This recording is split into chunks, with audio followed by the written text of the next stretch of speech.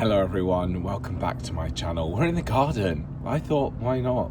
The sun's out finally in the UK. This summer has not felt like summer at all because we've had very few hours of sun, but finally we can see the blue sky. I've got a nice lolly, please forgive me whilst I finish this off. But if you can't tell from the title of this video, I thought it was high time that I update you on the house, the whole house situation.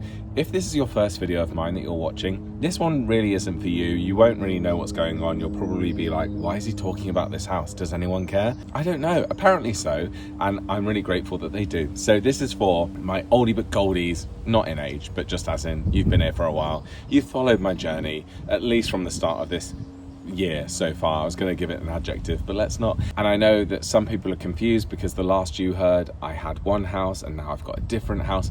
So I'm going to answer your questions. I asked on my community tab for questions regarding the house, so let's go through them now.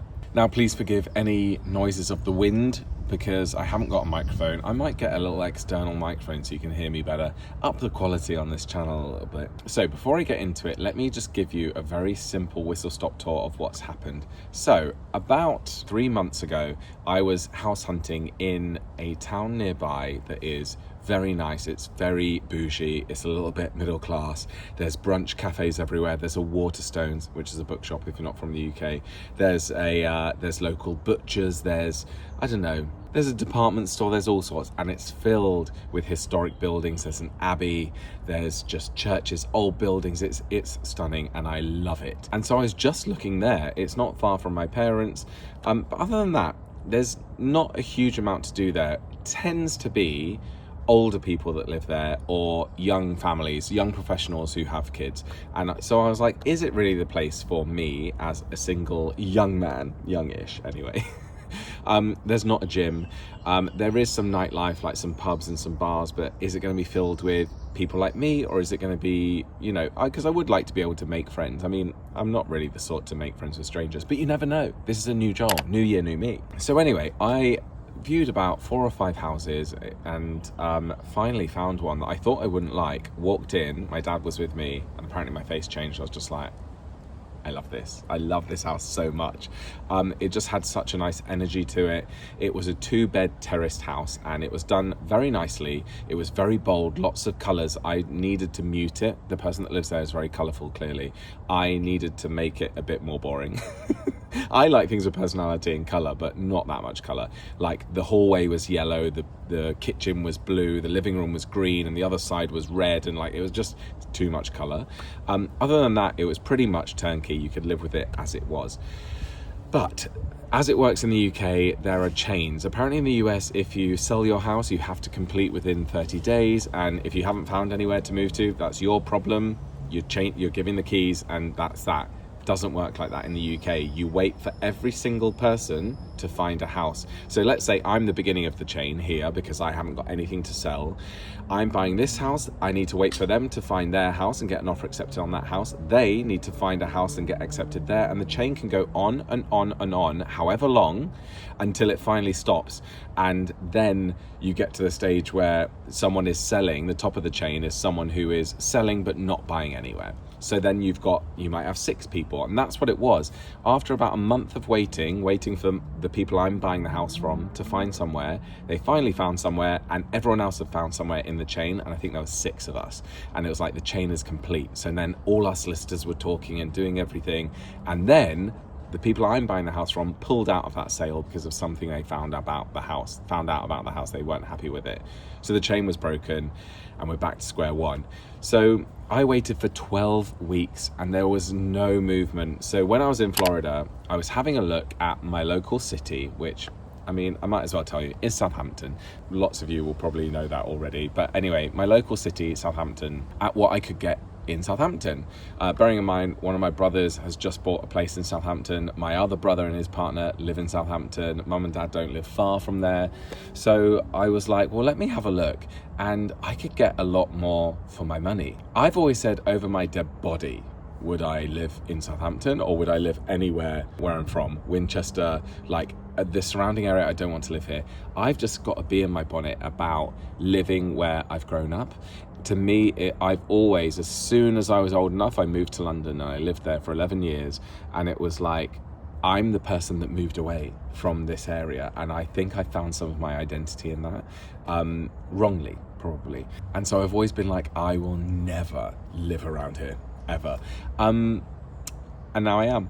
Anyway, so I was looking and I saw this house and it was way, way bigger, nearly twice as big as this other house in this other area, but it was filled with period features. It needed a bit of work, but I was like, I really like it. And for some reason, the whole holiday kept thinking about it. I inquired with the estate agent, set up a time to book when I was back in England, and I was so excited about this house, but I kept telling myself, Joel, don't get excited because you haven't seen it yet. Because there have been experiences where I've seen a house, loved it on the listing, turned up and gone, oh, I just don't like it as much. It doesn't have that feeling. So I was like, don't get excited. But clearly I knew, because I went for the viewing with my mum and my middle brother, and we went in and I just instantly fell in love. So to answer this first question, which is, I'd love to hear the basics. Is it detached, semi-detached, terraced, and whether you consider it a fixer-upper or turnkey? This house is a semi-detached. It's an Edwardian property. I think it was built in the early 1900s, and it's a 4-bedroom place. Bearing in mind the other house I had was a 2-bed terrace. This is a 4-bed semi-detached, so it's a lot bigger.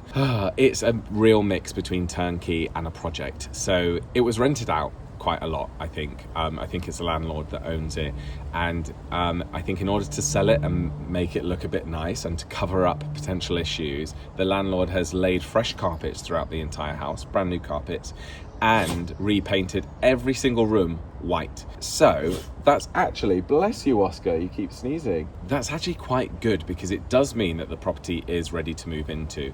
I wouldn't choose those grey carpets necessarily, and I certainly don't want to live with brilliant white walls in every single room, but I'm like, oh, I'm so relieved I don't need to get new flooring and I don't need to repaint initially. I can just move in and I live with it for a little bit until I decide what I want, because it's not like it's got old wallpaper and swirly carpets like from the 70s.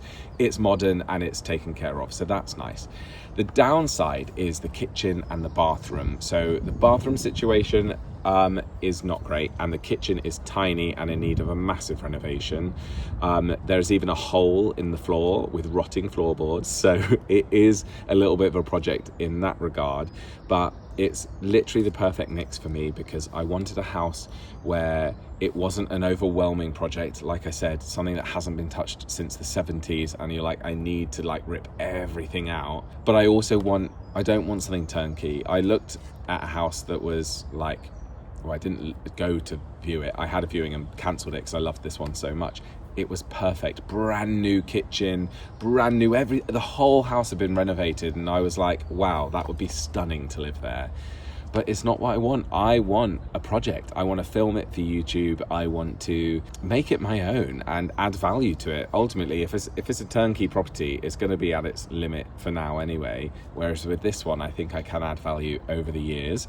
But yeah, it is a little bit of a project. Someone has said would love to see the plans for your garden. So the nice thing is, Ava, do you want to come up when I say this? No, because you're obsessed with your ball, aren't you? Come on. 1, 2, 3. I have always wanted, let me get your ball. I have always wanted to have a house with a big garden for Ava. I know she probably doesn't care because she just gets used to what she's used to, but she's never had a big garden except when we've lived here with my mum and dad. I got her when I lived in a 2-bed flat with my friend Lucy, and we just had a very small patio. And then me and Lucy bought a house together, and she had a small grass area. And then I moved up north and she had a small astroturf and decked area. And now with the house that I've bought, I've got a large garden, medium to large, I'd say. There's grass, there's bushes, there's trees, there's a shed, there's a patio. I'm so excited, but it's very, very overgrown. It's definitely a project. In my mind, it's as big a project as the house, really. And I want to make it stunning, cottagey, cottage garden. Like, I don't know if you can see, but like my parents' garden is absolutely stunning. Flowers all in bloom. We've got hydrangeas up here. Like, I want my garden to be a little haven when I have my friends come over in summer. It won't be this summer, like I won't be able to host, well, I could host a party there, like a before party, I suppose. But when it's done, and maybe next summer I have people over, I want us all to be in the garden, weather permitting, and be surrounded by flowers and just nicely designed. So I do have an idea in my head of, like, I want it to be beautiful and functional as well, but how I do that, I do not know. So any tips and advice, please put them in the comments below. So someone has asked, if there's a big paragraph here, but I'll pick out one question from it, which says, also, what made you like the one you switched to more than the other one you seemed so excited about and was a great fit? It suits my lifestyle more. I can walk to the gym in 20 minutes. I can walk to the train station in 20 minutes. I can walk to the local theatre in 20 minutes. Are you sensing a theme here? It's like a little London to me. Like, I don't really like Southampton very much, I'm going to be honest.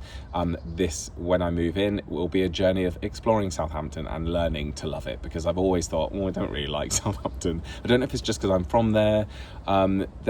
There's a massive shopping centre there called West Quay. I used to go shopping there as a teenager. There's every shop imaginable, so that's handy, and that's also a 25-minute walk from my house.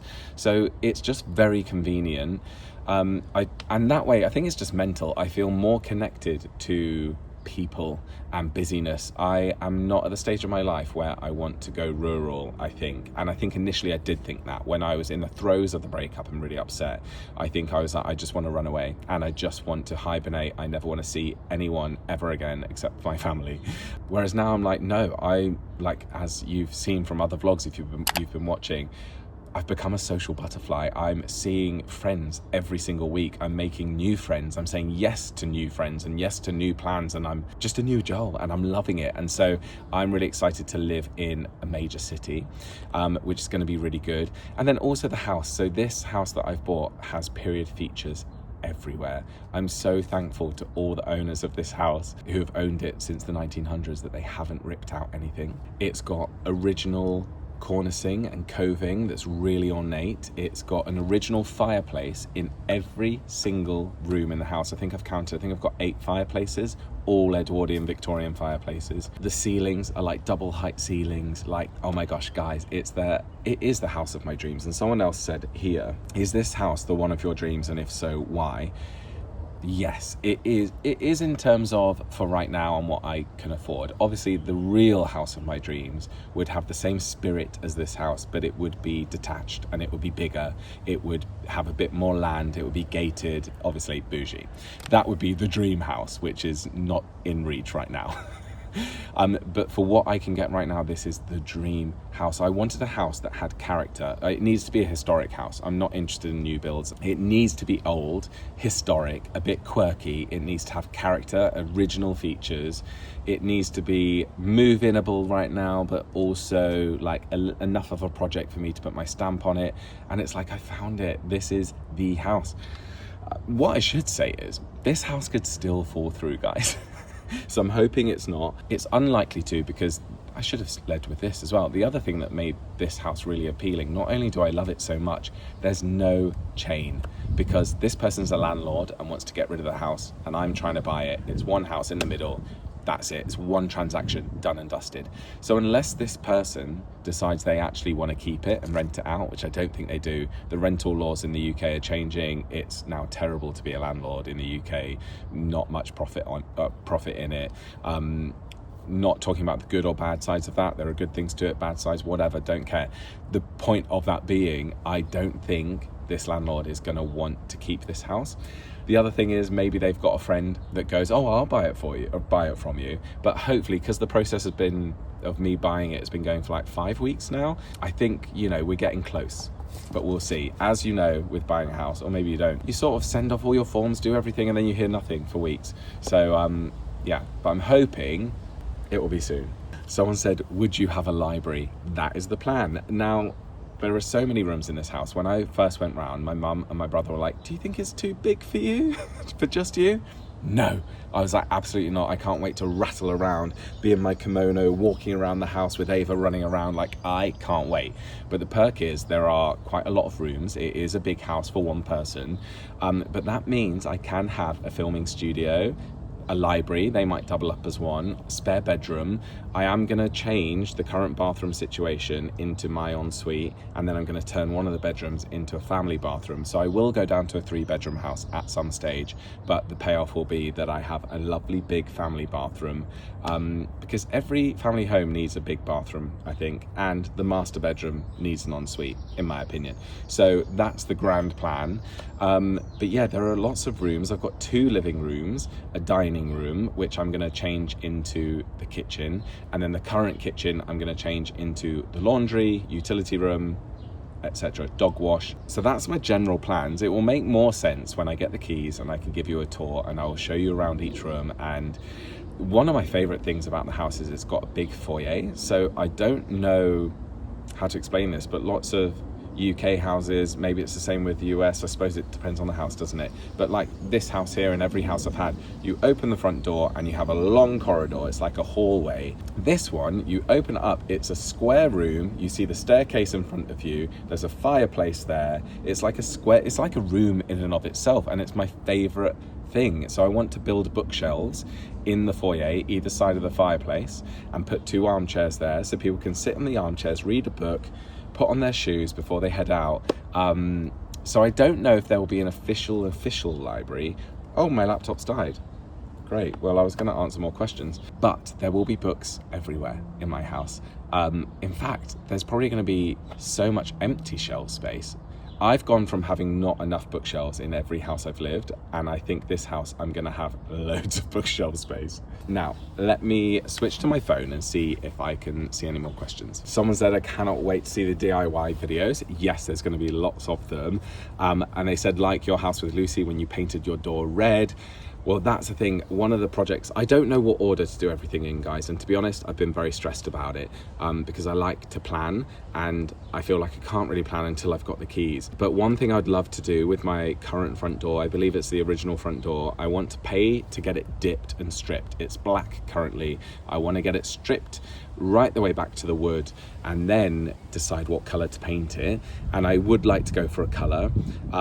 I want to look at heritage colours, so colours that they would have used back in the Edwardian times, because I don't want to make it super modern. My whole house vibe, by the way, is going to be like classic, classy, but a little bit fun.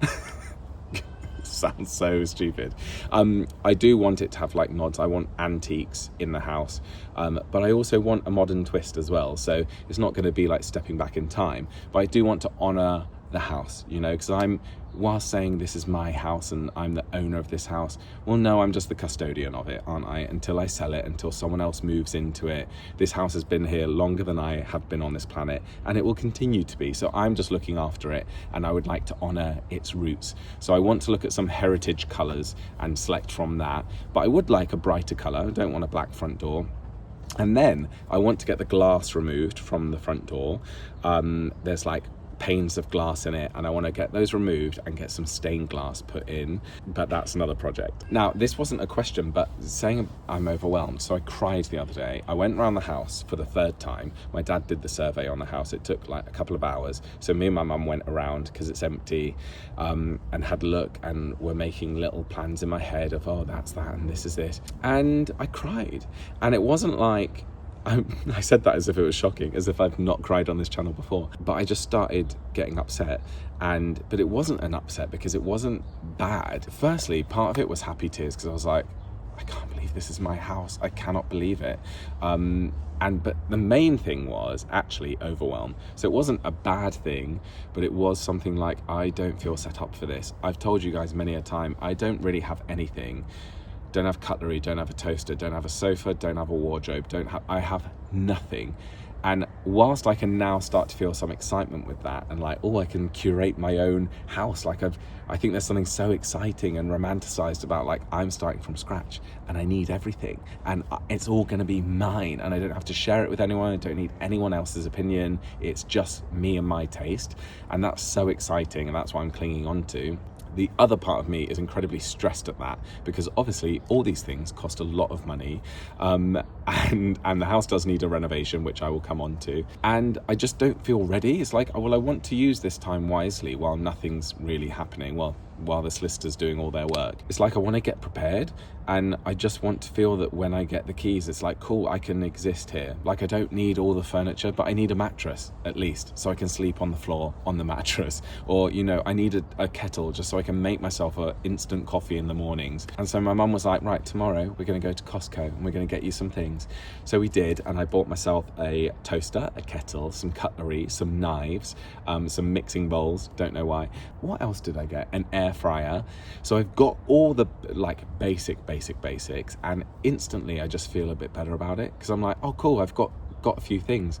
So over the next few weeks I am buying a few bits here and there, and that way it also spreads the cost, doesn't it? So that when I get the keys, I'm not like, oh my gosh, I've spent £2,000 this month on like all the basics and some new furniture and blah, blah, blah, blah, blah. So that's what I'm doing, which I'm sure my dad is thrilled at me filling up his garage with more things. But yeah, it was overwhelming, but I do feel better about it now. And I feel excited. And really, I'm in a very privileged position. A, that I can afford a house, full stop. But B, that I can live with my parents until I'm like, my mum was like, you don't need to, like, when you get the keys, I know you want to go, but you don't need to go right away. I can just live here and then go over, do some decorating, wait until and just do it like slowly. And I'm so lucky that I can do that. So I need to not stress. But it does feel stressful, because I am doing it all by myself, which is, like I said, the exciting part, and I love that. And yet at the same time, it's terrifying, because I owned a house in London, but it was with a friend of mine, and everything was split, and it was like, oh good, I've got someone on this journey with me, and now I'm like, oh my gosh, it's all just me. But yeah, very excited about that. So someone said, do you see yourself living here long term? Yes, that was also another reason. So my dad has been like, I think you're going to outgrow that 2-bed terrace that I initially offered on very, very quickly. And I was like, you're so right, because I've got a bedroom, and then the spare bedroom, like, I've got a lot of clothes, guys, and I've got a lot of books. I think a 2-bed house just wouldn't be enough for me with all the stuff. I either need to massively shrink my life, or he was like, I think you need a bigger house. And this house, we're all in agreement. Even my mum, who was like, do you think it's too big? She's now like, I don't think it's too big. I think you will fill it. And I have a lot of things, and I work at home as well, so it is nice that I can have my bedroom, I can have a studio/office, and then I can have a guest bedroom as well for when friends come over, and then the 4th bedroom can function as a spare room as well in the meantime, but that will become a family bathroom. But yeah, part of the reason for getting this is I was like, I could see myself living here for 10 plus years. That might not happen. Maybe after 5 I'll go, you know what, I want to move on. Maybe I'll move back to London. I mean, that is a long-term goal in my head. I'm like, at the minute, I'm thinking, I want to live here for the next 5 to 10 years, hopefully make profit on the house after renovating it and living there and loving it, and then be able to buy in London again. Like, if I could afford to buy a similar size house in London, it's going to be millions.